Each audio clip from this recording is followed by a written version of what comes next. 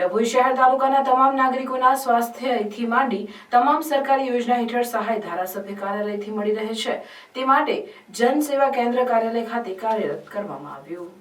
ડભોઈ શહેર તાલુકામાં વસતા 70 વર્ષીય વૃદ્ધ જેમના સ્વાસ્થ્ય માટે સરકાર દ્વારા વય વંદના યોજના બહાર પાડવામાં આવી હતી, તે અંતર્ગત ધારાસભ્ય જનસેવા કેન્દ્ર ખાતે આશરે 200 જેટલા વડીલોના નામ રજીસ્ટર આ યોજના માટે થયા હતા।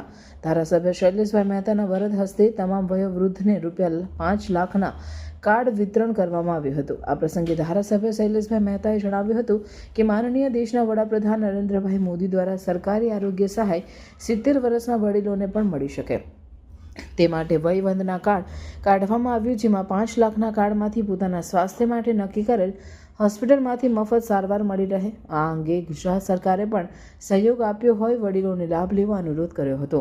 કાર્ડ મળતા વડીલોના ચહેરા પર ખુશાલી જોવા મળી હતી। આ પ્રસંગે નગરપાલિકા પ્રમુખ બીરેન શાહ, શહેર પ્રમુખ દીક્ષિત દવે, અમિતભાઈ સોલંકી, ભાવેશભાઈ પટેલ સહિત ભાજપ કાર્યકરો અને મોટી સંખ્યામાં લાભાર્થીઓ ઉપસ્થિત રહ્યા હતા। લગભગ 200 જેટલા વડીલો દ્વારા અહીંયા રજીસ્ટ્રેશન કરાવવામાં આવ્યું હતું અને એમને આજે કાર્ડ અર્પણ કરવાનો કાર્યક્રમ અહીંયા આગળ રાખવામાં આવ્યો છે।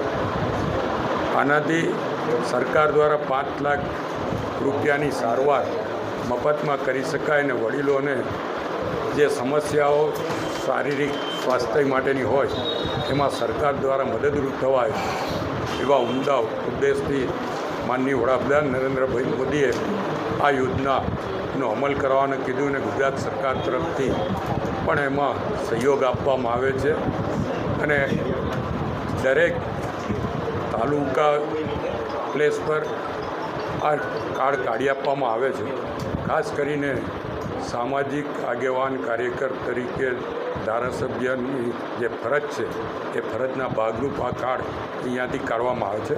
આપના મારફત ડભોઈ નગર તાલુકાના નાગરિકોને જણાવવાનું કે જેને પણ આવી યોજનાઓનો લાભ ના મળતો હોય, ના લીધો હોય, અહીંયા કાર્યાલયનો સંપર્ક કરો।